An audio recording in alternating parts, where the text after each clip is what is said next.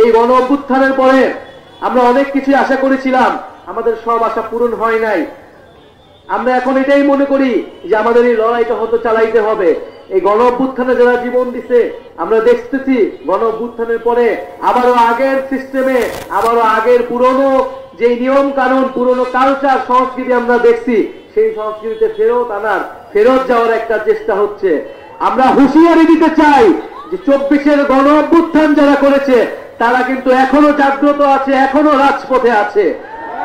ফলে যদি কেউ মনে করে আবার পুরনো বন্দোবস্ত, পুরনো দখলদারিত্ব, পুরনো সন্ত্রাসের রাজনীতি আবার ফেরত আনবে, তাদের পরিণতিও কিন্তু স্বৈরাচার হাসিনার মতোই হবে। প্রিয় বন্ধুগণ, আমরা আজকে নীলফামারীতে এসেছি, আমরা শহীদ রুবেলের রক্তের শপথ নিচ্ছি।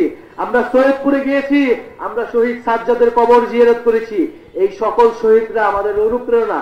আমরা মনে করি এই মানুষগুলা জীবন দিতে একটা সুন্দর, একটা সমৃদ্ধ বাংলাদেশের জন্য, যে বাংলাদেশে অর্থনৈতিক বৈষম্য থাকবে না, যে বাংলাদেশে আঞ্চলিক বৈষম্য থাকবে না, যে বাংলাদেশে আপনি স্বাধীনভাবে মত প্রকাশ করতে পারবেন, আপনি কথা বলতে পারবেন, আপনার ভাতের অধিকার পাবেন, আপনার খাবারের অধিকার পাবেন, শিক্ষা এবং কর্মসংস্থান পাবেন, আপনি হাসপাতালে গেলে চিকিৎসা পাবেন, আপনি সরকারি অফিসে গেলে আপনাকে দুর্নীতির আশ্রয় নিতে হবে না, দুর্নীতির শিকার হইতে হবে না।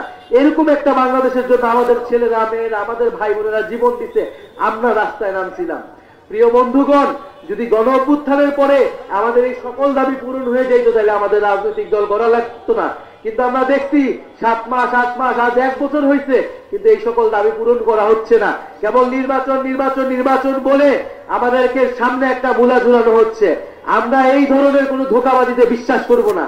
আমরা অবশ্যই নির্বাচন চাই, আমরা নির্বাচিত সরকার চাই, কিন্তু অবশ্যই এই গণ অভ্যুত্থানে যারা হত্যা করেছে, সেই শেখ হাসিনা এবং তাদের দোসর যারা বাংলাদেশের প্রতিটি এলাকায় এলাকায় এখনো লুকায় আছে, তাদেরকে বিচারের আওতায় অবশ্যই আনতে হবে। শেখ হাসিনাকে দেশে এনে বিচারের আওতায় আনতে হবে। এই শেখ হাসিনার বিচার না হওয়া পর্যন্ত এই শহীদ রুবেলের বাবা, আমাদের সকলের মনে যে দাউ দাউ করে আগুন চলতেছে, সেই আগুন কোনোদিন নিভবে না। প্রিয় বন্ধুগণ, আমরা বলছি মৌলিক সংস্কার হইতে হবে রাষ্ট্রের, সংস্কারের মধ্য দিয়ে নির্বাচনের দিকে যাইতে হবে। আমরা আরো বলছি বাংলাদেশে একটা নতুন সংবিধান লাগবে। যে আওয়ামী লীগের সংবিধান, যে মুজিববাদের সংবিধান, সেই সংবিধানকে ছুঁড়ে ফেলে দিতে হবে। সেই সংবিধান আপনারা আমার অধিকার রক্ষা করতে পারে নাই। সেই সংবিধান আমাদের যখন রাস্তায় মারা হয়েছে, আমাদের যখন গুম করা হয়েছে, আমাদের মানবাধিকার রক্ষা করতে পারে নাই।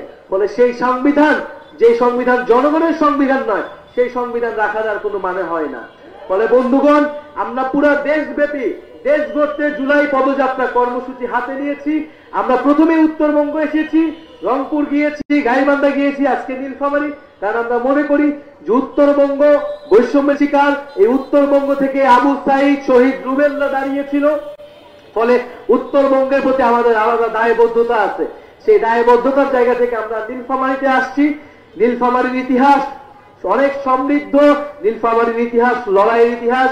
সেই দিল বিদ্রোহ থেকে আমরা নীলফামারীর কথা শুনি।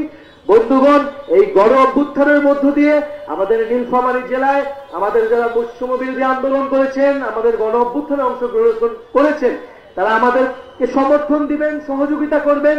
আমরা একটা নতুন দল করেছি, আপনাদেরকে কথা দিয়ে যাচ্ছি, আমরা খুব শীঘ্রই আপনাদের যে দাবিয়ে দেওয়া, আপনাদের যে আকাঙ্ক্ষা, আপনাদের যে প্রত্যাশা, তরুণদের একটা রাজনৈতিক দল থেকে, সেই প্রত্যাশা আমরা খুব শীঘ্রই পূরণ করব। আর এটা ভাবার কোনো কারণ নাই যে রাজপথে তৃণমূলে কেবল একটাই দল আছে। বাংলাদেশের নতুন রাজনৈতিক শক্তির উত্থান ঘটেছে, নাগরিক পার্টির উত্থান ঘটেছে, তারুণ্যের উত্থান ঘটেছে, 24-এর শক্তির উত্থান ঘটেছে। এবং এই শক্তিকে অগ্রাহ্য করে বাংলাদেশে কেউ কোনো ধরনের ষড়যন্ত্র করতে পারবে না। বন্ধুগণ, আমরা এই নীলফামারীর পথসভা শেষে আমরা পঞ্চগড় যাব। আপনারা আমাদের এই পুরো যাত্রায় আমাদেরকে সহযোগিতা করবেন। এবং আমরা 3রা আগস্ট শহীদ মিনারে ঢাকায় বিশাল জমায়েত করব। এবং আপনাদের যে সমস্যাগুলোর কথা, সেই সমস্যাগুলো নিয়ে আমরা ইস্তেহার দিব জাতির সামনে যে এইটাই জনগণের সমস্যা। এই সমস্যার সমাধানের জন্য জাতীয় নাগরিক পার্টি নাগরিকের মর্যাদা, ধর্ম বর্ণ নির্বিশেষে আপনাদের সকল অধিকার, দায় দরদ এবং বৈষম্যহীন বাংলাদেশ গড়বে, এই প্রতিশ্রুতি আপনাদেরকে দিয়ে যাচ্ছি। ইনকিলাব জিন্দাবাদ।